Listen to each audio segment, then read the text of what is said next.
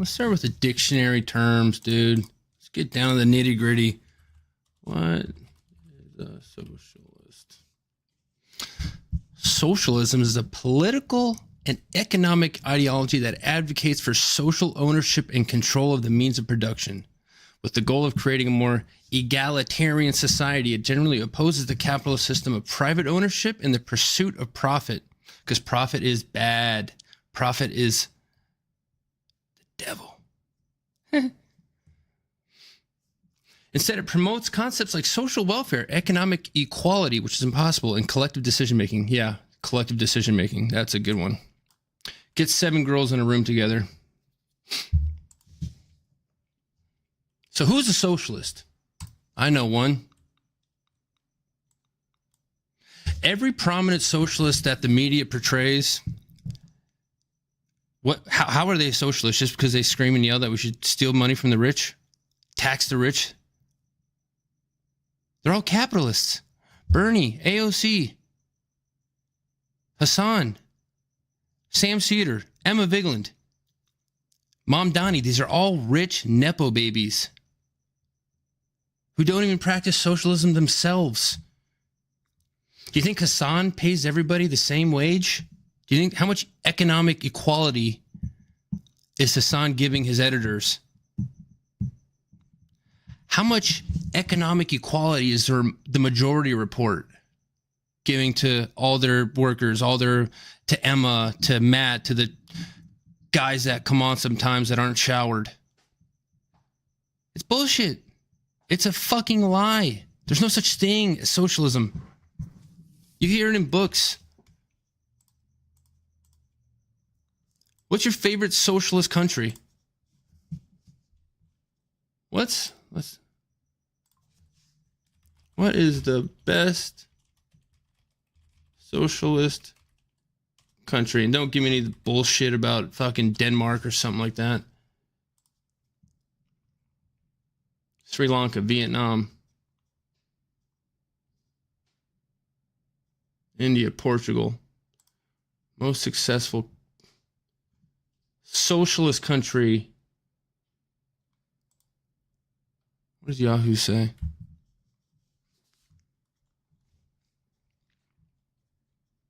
I need a list. Give me a list. Yeah, blah, blah, blah, blah, blah, blah, blah. Yep, Moldova.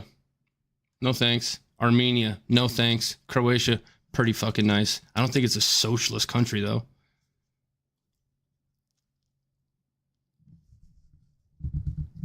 What's a Gini coefficient? Gini coefficient. A statistical measure of the degree of variation of inequality. Well, that is what, the lower is better? Oh, an increase in Gini coefficient suggests that income is becoming more unevenly. So why isn't Sudan or like Egypt? Everyone's fucking poor over there. Afghanistan, place is a giant shithole.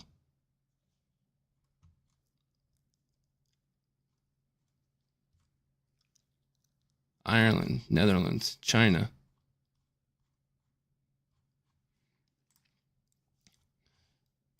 See what Hassan, dude, he just bought a $200,000 car. That's pretty socialism, right? Wait, what is this? Notebookcheck.net? What the fuck is Notebookcheck, dude? What is this? Some fans argue that buying a luxury vehicle, electric cars, not in line with anti-capitalist and socialist, use the popular political commentator Hassanavi, while some even call the successful Tushima a hypocrite. However, Porsche Taycan is not his first extravagant purchase that has caused some controversy. What is this article, bro? Wait, they wrote this today? Like, this just came out? For the vast majority of people around the world, brand new all-electric sports cars like Porsche Taycan are simply unattainable. While the base listing price is sleek German EV starts at $83,000, the more expensive configurations like the Taycan Turbo S can reach prices of more than $200,000. One well-known buyer of this electric... Do you know how many kids he could have fed with that money? That's like 10 people's rent for a year. I know he's famous for saying, let the capitalist homeowners' streets run red with their blood. I mean, I didn't say that. He did. He's a socialist. dream car has now caused quite the controversy due to a strong political bias. Oh, wow. You have 1.8 million subs on Twitch? Yeah, that's right, dude. Wait, where does it say that? Right there. Where? Where? Up there, second paragraph. 1.8 million subscribers on Amazon. Wait, what the fuck? Yeah, dude. I make like 12 million a month. Dude, your car does not have 750 horsepower. That car does not have 750. Excuse me, dude. It does not have 750 horsepower. Excuse me. I rode in it. It doesn't have 750 horsepower. Okay, first of all, you don't even know. Oh, it's not even a Turbo S. It's a fucking 4S, but hey, who That's cares? what I'm saying. It doesn't have fucking 740. And it wasn't 200 grand, was it? I don't know how much it was. A good laptop review site? Wait, really? It's a laptop review site? Why is a laptop? Socialism is what they sell to stupid college kids. But And also, think about it. If you're a college kid, you just graduated from college. You're broke. Probably a little retarded. You're definitely depressed. You're single. And there might be some element of autism in there. I've got it. But of course, no wonder socialism is so appealing when you're broke. what about the people who take a risk, who put in some of their money and take a risk? They have an idea. Great. I'm gonna make this for. The idea that the boss took a risk always forgets that the worker is also taking a risk. And the funniest part about as a whisk, like a wabbit, a silly wabbit. You want to know what the biggest risk that the factory owner has though? Is to be relegated to being a worker again. Because if you want equal, what is the term?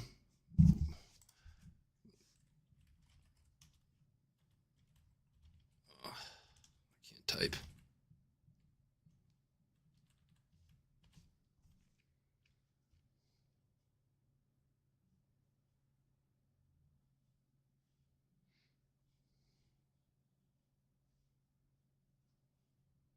If you want economic equality, what does that even mean, economic equality? For example, you're a dude, let's say you want to start making chairs. You save up money, or you go to a bank and get a loan. You buy all the facilities, you buy all the equipment, you buy the insurance, you pay the bills, property taxes, et cetera, et cetera. You're incurring a shit ton of debt. Not to mention all the years it took you to gain your experience. Now you want to hire some kid to fucking put a nail into a piece of wood. Now, so where does the economic equality come into play when that kid gets hired? The business owner who's $100,000 in debt, should he, if there's economic equality, is he taking money from that kid to make his debt equal? It doesn't make it's a nonsense idea. Where has it worked? That's why I'm saying Hassan, AOC, all those retards at the Majority Report, they're all fake. It's bullshit.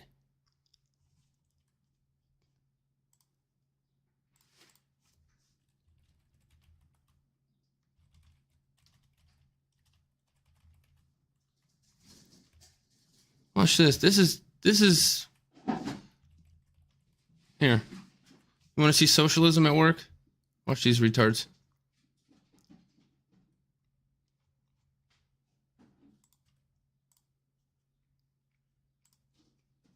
If we want to defeat capitalism, we are going to need a party that will organize working people to fight for the demands that we want and to win socialism. Thank you so much. Quick point of privilege. Quick point of personal privilege. Yes. Guys, first of all, James Jackson, Sacramento, he, him. I just want to say, can we please keep the chatter to a minimum? I'm one of the people who's very, very prone to sensory overload. There's a lot of whispering and chatter going on. It's making it very difficult for me to focus. This dude right here hasn't even smelled a muff. That's why he's gay. That's why he's a socialist. Remember that, guys. Focus, please. Can we just, I know we're all fresh and ready to go, but can we please just keep the chatter to a minimum? It's affecting my ability to focus. Thank you. Thank you, comrade. I mean, Okay, hold on a second speaker here. Against I know we're all Look at the lats on this lady right here. Holy shit. She probably knocked out like 13 pull-ups before she walked in there. fresh and ready to go, but can we please just keep the chatter to a minimum? It's affecting my ability to focus. Thank you. Thank you, comrade. Okay, is there a speaker against name chapter? We are going to move into Socialism, guys. Adopting the convention rules. These are listed on the website. Hi, I am Andy P. From Los Angeles, they, them pronouns. Could I please ask the chair to, there was a previous point of privilege about waving around signs, that it is distracting to other comrades. I have autism. This is distracting to me. What'd I tell you? What'd I tell you? Autist. I would like to ask our fellow delegates, please, to not wave around your signs, especially during voting. Thank you. Yes. These people are so fragile. The most fragile little babies. Madam Chair. How could you take this seriously? We're waiting for the vote to be created. When it's ready, I'll let you know, and there will be a URL projected on the screen. Have you ever seen more white people in one place? You will be able to put that in either to your phone, your laptop, or you can go use one of the iPads that we have ready. This is Chris. There's someone in here. Cleveland. He's waving a sign. We have not approved any rules to use an online voting system. Robert's Rules does not allow online voting unless we approve a rule to do so. Is that correct? Could you imagine getting anything done with these kind of people? That's why they're losers. That's why they need the capitalist money. They're not bothered to go out and work hard and take risks. I'm fucking broke as a joke, and you think I want money from the government? You think it's going to make my life better if Jeff Bezos gets taxed a little bit more? Who fucking cares? Okay, so hold on. Yes, I see a point of personal privilege. Can you get to a mic, or can someone run a mic? Someone is trying to iPad and mic at the same time, so if someone could help that person out. Thank you, Chair. Nick, he, him, his from Twin Cities. This is on behalf of a delegate who's currently in the remote room. They say that it is very hard to see the screens and cannot get a URL. Point of information, Madam Chair. Hold on. We're going to go to Rebecca before we get to whoever is at the mic right now. Rebecca, are you ready to share what's going on? Yeah, I'm pretty sure that we've hit the Opavert server too hard, and I'm going to go call Jeff. Point of information then? Yes. Okay. I'm old school, folks, and it's... Notice all those socialist technology they're using. Oh, psych, those are Apple computers, a couple grand a piece. Probably some technical problem that we can't solve. So my point of information is really a question. Is it possible that we do this the old-fashioned way and have the yeses on one side of the room and noes on the other? Would that be possible for the chair to do? I would suggest not doing that because there's going to be a little bit too much motion. Could I take a moment just to consult with our staff to see if we could get volunteers to count? Yes, actually, yeah. Okay, keep that's it down, a good though. call. You can't yell. So, how many Okay. Could I get counters to the front? Oh my God. Okay, so we're going to take unbearable. a hand count right now, and hopefully this online voting system will work soon. When a counter has gone around and confirmed, like nodded at you or something, And the delegate who brought clickers. you can lower your hand. But only when the person who's like counting has like verbally or confirmed with their body language that they've counted your vote. What are they voting on? I want to know. Point of personal privilege, please. Yes, what's your personal privilege? Hi, so I know that this is kind of annoying. I know it's taking a while, but we want this to be done right. We are a democratic organization. We want to do this right. I myself watched some of the counters not count some of the votes. And it may have been a mistake. That's how they clap. But maybe we need to do this a different way. Maybe we need to have more time to talk about this. So if you're standing up, could you please sit down and get into a seat so that so there aren't so many people moving around? And then let me consult the people who are counting. So everyone who is not a counter, take a seat. Take a seat. Everyone on the walls, take a seat so that we can count. When there's so many people moving around, it's very difficult. They can't even organize a fucking conference, yet they're going to solve all the world's problems. These people These people are so dumb. They're dumber after they get out of college. How is that possible? To count. Okay.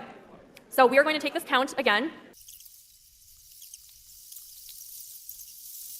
Okay, everyone. Maybe we need to have more time. What institution do you know of that you have to pay for to get dumber? You're going to pay $50,000 to go to Harvard every year just to come out looking like a retard? Sounding like a retard?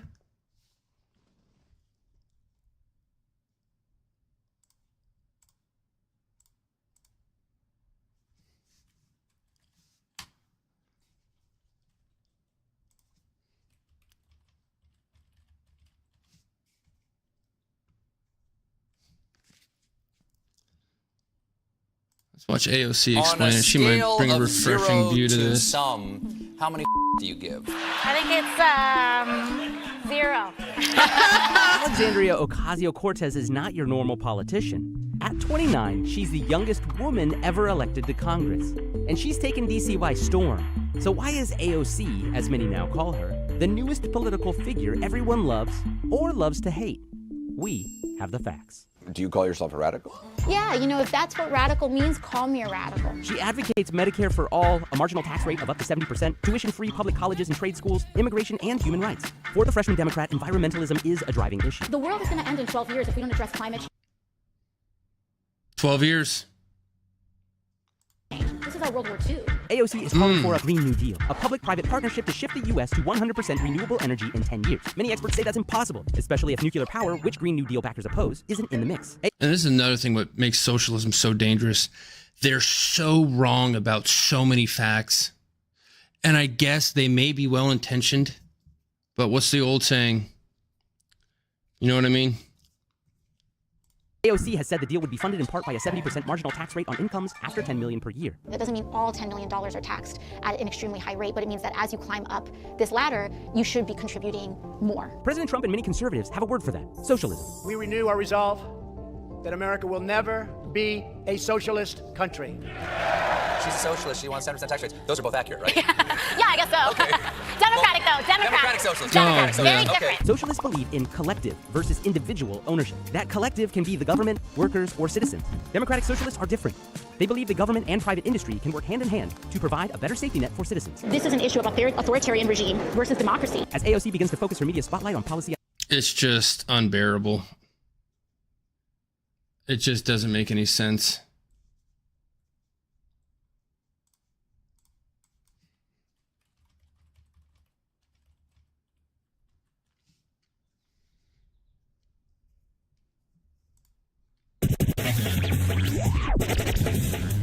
Calling from a 512 area code. Who's this? Where are you calling from? Hi, this is Omar from Austin, Texas. Hi, Omar. What's on your mind? Omar. I wanted to talk about it's a topic that's come up a lot on the show recently with Jamie about capitalism and destroying or getting rid of capitalism. So I used to think that that's completely not valid, but I'm not 100% sure anymore. She's starting to get to me in the logic, but I'm still not there yet. I think that it should be a minority position, and what I like to consider the Bernie Sanders socialism to be dominant. At worst case, it'll be like a stepping stone to what Jamie's talking about. Best case, it might be the utopia that we need. Sorry, I'm a little nervous. Well, I'll tell you, Omar, that is sort of my perspective on that is somewhat similar. I mean, I think the idea of anarcho-communism, and Jamie and I have had this conversation, I think is utopian, and I don't think it's viable. I think it's not consistent with at least my understanding of, how humans function and not all of them, but at least enough to ruin a situation like that. However, the reason why I don't have a problem with that ideology in the way that I have a problem with a sort of similarly situated libertarianism is that the problems with libertarianism is all of the steps towards that utopia are worse than our situation. They're highly problematic. All of the steps towards Jamie's utopia are actually very positive steps. Things better. Yes, exactly. Right. And that's basically my perspective.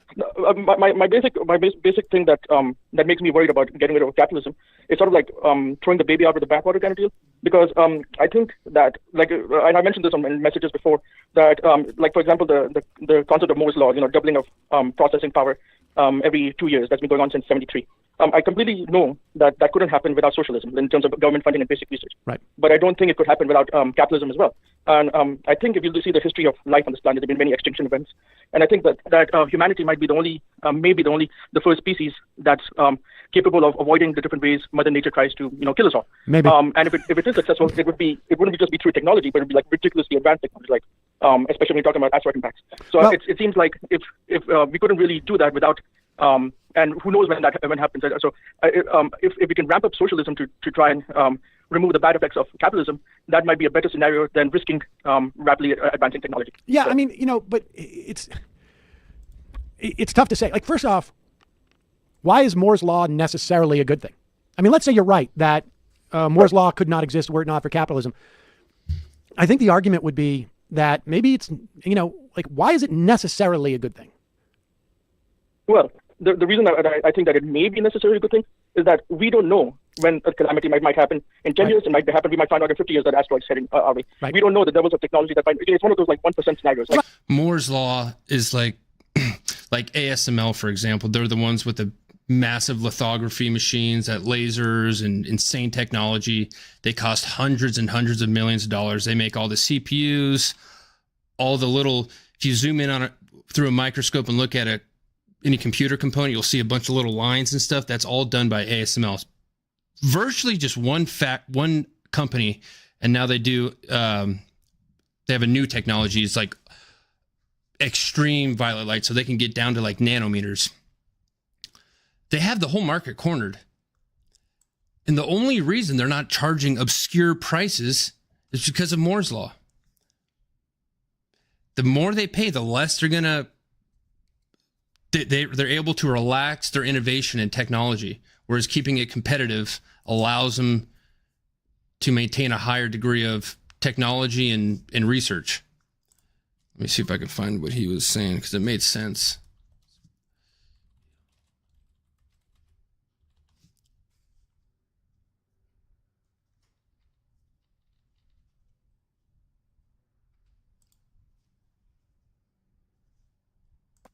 "60 years ago, a chip pioneer made a bold prediction. In his famous paper, Gordon Moore predicted that the number of transistors on a chip would double every year, later 2 years. This became known as Moore's Law, and it didn't just track the progress of the chip industry, it inspired it. Today, the late Moore's vision and legacy lives on, driving our industry towards an era of AI. And we're in some of the most exciting times since the early days of Moore himself, because new architectures, transistor designs, and materials are all fueling innovation. Let's dive in. It all starts with the economics of scaling. The chip industry needs lithographic systems that offer finer resolution imaging at high productivity. Our Deep UV and EUV lithography systems are critical enablers for this, keeping our transistor density scaling on track. New architectures are bringing it all together, literally. By stacking or integrating different kinds of chips into a single package, the industry extends Moore's law through smarter system integration. At the transistor level, the industry has moved from planar to FinFET to gate-all-around devices, with CFET transistors on the roadmap beyond 2030s. New transistor designs improve electrostatic control and performance at ever smaller nodes. And finally, materials innovation, smarter insulators, semiconductors that can handle higher voltages, and innovative substrates. Yeah, there you go. Right, of course. Normally, But that's my point, though. Talk about this. So if you're standing up, could you please sit down and get into a seat so that so there aren't so many people moving around? And then let me consult the people who are counting. So everyone who is not a counter, take a seat. Take a seat. Everyone on the walls, take a seat so that we can count. When there's so many people moving around, it's very difficult to count. Okay. So we are going to take this count again. Okay, everyone, by a vote, all the counting has happened. By a vote of 523 to 443, that passes. And so we will, sorry, we could respect our comrades. Don't clap too hard.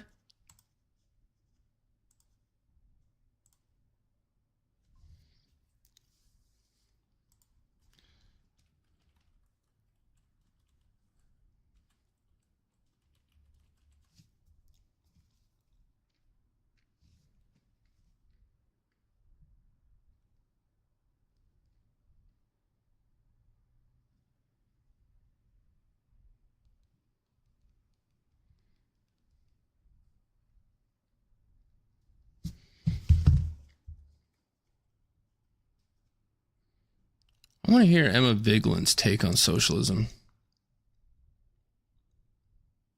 Holy shit, she actually debated some? There were so many people that stayed home and just didn't show up. November, the Democratic Party, we've been engaged in some recriminations, some infighting, yes, but also I think a pretty good faith bit of soul searching about who we are and how to run going forward. And more recently, the debate has been less about policy or ideological lines and more about how hard to fight. So I assume, Emma, you're on Team Fight and Team Fight very hard. If so, like, what are you seeing out there that feels smart tactically, or I don't know, just genuinely inspiring you? You know, here's as we talk about tariffs, this is a good way to just say Chuck Schumer giving away all of our leverage is a huge reason why we're in this situation with tariffs, because the continuing resolution that was not a continuing resolution, it was a dirty CR in the dirtiest sense, it basically removed Congress's ability to review these tariffs. And so now you have this bipartisan bill with Grassley and I think Cantwell that is supposed to say, like, hey, can we reassert our authority over tariffs because Donald Trump just did a really bad thing? Well, look, the Democratic leader in the Senate just gave that leverage away. And I think, obviously, in my view, Schumer's time, he's on borrowed time as leader of the Democrats in the Senate. I don't see how the Democrats can continue to have him as leader, especially, after the midterms in 2026. But yeah, there are some bright spots. I think that it was encouraging to see the House all stand together on that continuing resolution vote. Mm-hmm. It is encouraging to see some members of the party speak about billionaires, speak about the oligarchy. It's encouraging to hear, I heard Tim Walz on Molly Jong Fast Show talk about how next election cycle people are going to be expecting universal health care as a part of these proposals. Going bold again is really important. And I try not to pigeonhole my politics, right? Because like I'm a DSA member, right? And I'm someone who obviously believes strongly in something like Palestinian liberation, but I can also encourage my listeners to vote for Kamala Harris because that's the best option within our set of circumstances. Right. And I can appreciate Bernie Sanders' outside politics and how incredible it is to get people involved, but Elizabeth Warren's inside politics and influencing Biden to appoint Lena Khan, as I keep singing her praises throughout our conversation. But there is more consistency here, I think, than there was in the wake of 2016, where there was a lot of anger within the party. And I think there still is that. But there's also just a universal desire to fight, and it crosses ideological lines. Alexandria Ocasio-Cortez and her ability to honestly meld Bernie Sanders' outside movement with the inside game of Elizabeth Warren is one of the most impressive things that I've seen in politics in quite some time. She's getting centrist Democratic lawmakers to say, I will write a check if you primary Chuck Schumer. And that is incredible, given the fact that she came into politics as a Democratic socialist and a rabble-rouser who was going into Nancy Pelosi's office and helping the Sunrise Movement stage protests. But I think that with this kind of insurgent movement of younger progressives in the House, there is a lot of anger, I think, at some of the folks in the Senate who are institutionalists. But I get the most hope from folks in the House, Democrats in the House, and also our governors, who, whether it's Pritzker, Whitmer, Walz, what have you, they understand what it's like to respond to Donald Trump as somebody who's in an executive role, not someone who's legislating or negotiating with Republicans or treating our budget as contract law or as if we're doing a merger or something like that. It's somebody who knows how to lead and somebody who knows how to respond to Trump's actions, not as somebody who's going to tweak around the edges, but using the bully pulpit to cut through the noise. Because I'll shut up in just a second, Tommy, but we are in such a corroded media environment, and especially on the right. They're just eating up this slop on the internet. How do we break through? How do we break through? And having a simple message doesn't mean we're stupid. In fact, it means we're better at politics. And I think Democrats have to stop resting on our laurels and thinking that just because our policies are better than the Republicans, that's true. It doesn't mean it's self-evident to voters, and it doesn't mean they're dumb because they don't get it. It's also because people want a clear, coherent vision and a way to differentiate yourself from the other side. And it's not about converting those Republicans. There were so many people that stayed home and just didn't show up. Those are the folks we need to be activating. And I think they were depressed because of the foreign policy of the administration and that seeing their tax dollars going to the slaughter in Gaza, and also just the fact that they didn't feel like they were being offered anything transformational on the economy, so they rather just stay home and not vote for anybody. And those are the people I think we have to target. The final question for you, like the flip side of our mostly happy, mostly constructive talk, is there are some corners of the internet, mostly Twitter, where it feels like 2016 never ended. It's like 2016 Groundhog Day. You see, moderates pointing the finger at leftists and blaming them for election losses. You see the kind of more red rose DSA crew angry that liberals are punching left or suggesting that anyone who doesn't hold, kind of like the maximalist policy position is a sellout or a corporate stooge or whatever.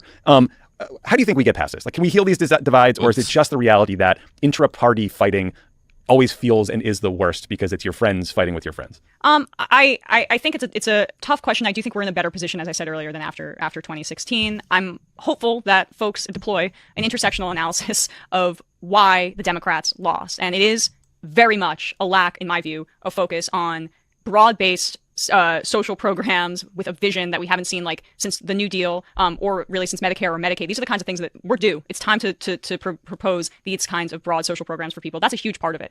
But I also think that COVID broke a lot of people's brains. We're in an extremely reactionary time period, there's a Me Welcome Too back. A stunning backlash where I political don't know upset if this week I in can the race to lead remember America's such biggest a city. anti. 33-year-old Democratic socialist and New York State Assemblyman Zoran Mamdani is poised to win the Democratic primary for New York City, beating out former Governor Andrew Cuomo. He's now set to head to the general election, but his likely primary win is already sending shockwaves through the Democratic Party. And joining me now is Zoran Mamdani. Mr. Mamdani, welcome to Meet the Press. Thank you so much. It's such a pleasure to be here. Thank you for being here. We really appreciate it. There is so much to discuss. We have to start with your remarkable victory in the primary for mayor. You're 33 years old. As I just said, you started out at close to 0% in the polls, Mr. Mamdani. You came back to topple one of the biggest names in New York politics, Andrew Cuomo.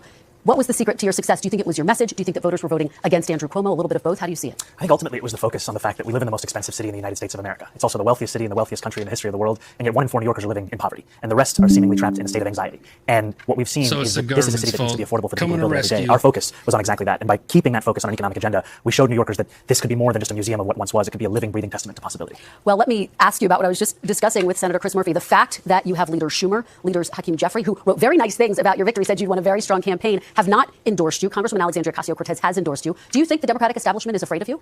I think that people are catching up to this election. This is an election that went against so much of the analysis that had been told about our party and where we needed to head to. And ultimately, what we're showing is that by putting working people first, by returning to the roots of the Democratic Party, we actually have a path out of this moment where we're facing authoritarianism in Washington, D.C. Well, let's talk about your policies, your vision for this city. Here are some of the things you've proposed: free buses, rent-stabilized housing, a $30 minimum wage, creation of city-owned grocery stores. It's a very long list of proposals. So let me ask you, if you were to be elected the next mayor of New York, what would your day one priority be? The first thing is living up to these promises that I've made, because I've made them because I intend to keep them. And in a city of about 8.5 million people, close to 2.5 million New Yorkers live in rent-stabilized housing. The mayor, through a board called the Rent Guidelines Board, sets whether or not those rents increase or stay the same. The previous mayoral administration froze the rent 3 times. This one, led by Mayor Adams, increased it by 9%. So the first thing that I would do is start to constitute a board that votes in reflection of reality. And the reality I'm speaking of is that the median household income of those tenants is $60,000 a year. The landlords of those units have seen their profits increase by 12%. It's time for relief for working-class New Yorkers. Okay, well, of course, the big question is, how are you going to pay for it? You've proposed increasing taxes on wealthier New Yorkers. The Democratic governor, though, of your state, Kathy Hochul, says she's not going to support increasing taxes in order to get it across the finish line. I want to let you take a listen to a little bit of what she had to say recently and respond on the other side. Here she is.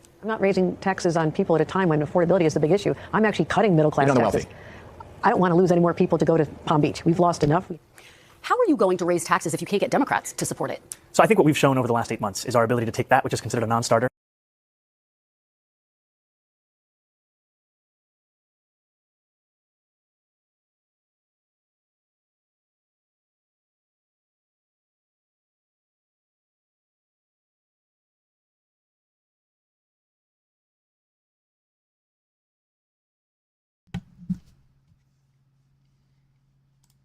And make it seem inevitable. We've shown that with this campaign, and ultimately we're seeing that our vision to tax the top 1% of New Yorkers, these are New Yorkers who make $1 million a year or more, and our proposal is to just tax them by 2% additional, is something that has broad support and will continue to increase that support over the next few months and years. So you think you're going to be able to twist Governor Hochul's arm and get her to support raising taxes? I mean, what about the fact that she says she's concerned New Yorkers might leave? They might go to Florida. I think it's time for a leadership that doesn't twist arms, but rather builds partnership, and I'm looking forward to having that with the governor, because ultimately my policies, my vision, it's driven by an assessment of what's actually happening. The Fiscal Policy Institute found that the top 1% of New Yorkers leave at 1/4 the rate of other income groups, and when they do leave, it's actually to other states considered high tax, New Jersey, California. So it's not fiscal policy, it's quality of life. And ultimately, the reason I want to increase these taxes on the top 1%, the most profitable corporations, is to increase quality of life for everyone, including those who are going to be taxed. Here's how the Washington...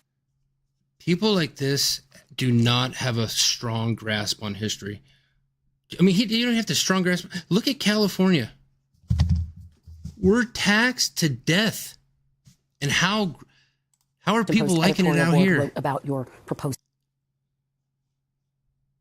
What awesome thing in California do we have that's like, yeah, that's worth the taxes? Nothing. They say a massive minimum wage would depress low-skilled employment. His rent freeze would reduce the housing supply and decrease its quality. Cutting bus fares would leave a transit funding hole that, unless somehow filled, would erode service. Meanwhile, the grocery business operates on thin margins, and his plan for city-run stores would probably lead to fewer options, poor service, and shortages. Mr. Mamdani, are your proposals going to hurt the very people you're trying to help? Not at all. There have been many an editorial board who have had concerns, and what we've shown is that more than 400,000 New Yorkers are excited about this vision. And the reason they're excited about it is one that is in line with the scale of the crisis in the city. I mean, we are talking about our tax base growing smaller and smaller each day, with New Yorkers leaving to New Jersey, to Pennsylvania, to Connecticut. If we do not meet this moment, we will lose this city. And our proposals are ones that are thought out. They are ones that are also clearly going to be funded by these revenue streams. I'll give you an example. When we talk about grocery stores, I've put forward a proposal for a pilot of one grocery store in each borough. These are 5 grocery stores that would cost $60 million in a city budget of more than $113 billion. And ultimately, the reason that we are so excited by them is we've seen that they've worked in Kansas. We've seen that when a feasibility study was done in Chicago, it was shown to be something that was not only feasible, but pressing and urgent in an urban setting. And finally, it costs less than half of what the city's already set to spend on subsidizing corporate supermarkets without any guarantee of cheaper prices, any guarantee of collective bargaining agreements, or that they accept SNAP or WIC. Well, you take me to my next question about grocery stores. Some executives, including one of the top grocery stores owners, billionaires, threatening to shut down his supermarket in the city. John Catsimatidis, who runs Christie's grocery chain, you're probably very familiar with him. He said this on Election Day, quote, "If the city of New York is going socialist, I will definitely close or sell or move or franchise the Christie's locations." In order to run New York City successfully as mayor, do you not need the support of a billionaire businessman like John Catsimatidis?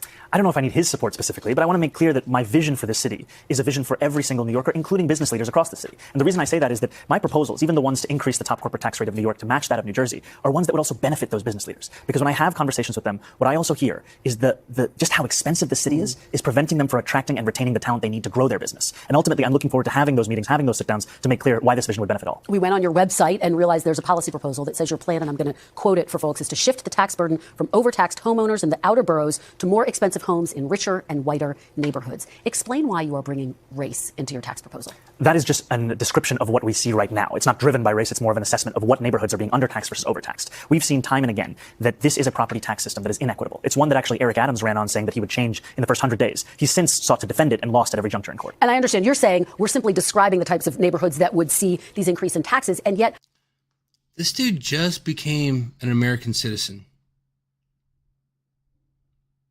He wasn't born here, and he's a socialist. Yet this is the fucking guy that's going to get a haircut. What's going on over there, Socialist Sam?